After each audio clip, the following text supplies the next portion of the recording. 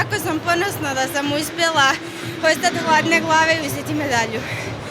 Ovo ti je zapravo nova kategorija 65. Kako se osjećaš u njoj? Kako se osjećam?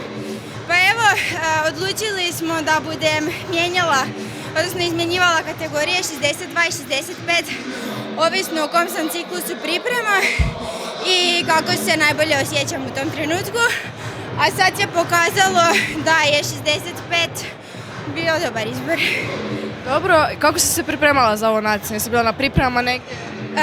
Pa evo, 2.1. smo dobili novu trenersku garnituru, trenera Nenada i trenericu Dariju koja je Ukrajinka. I krenuli smo s pripremama u Delnicama 7 dana i onda smo imali tjedan dana pauze i onda smo bili u Gospiću 5 dana. Znači bilo je dobro, jel? Odlično. Ok, za ovu godinu kakvi su ti još ciljevi? Kakvi su mi ciljevi? Pa ovako, ostati zdrava, sretna kad hrvam, to mi je jedini cilj i mislim da samim tim dolaze i rezultati. Hvala i za kraj neka poruka za obitelj. Poruka za obitelj.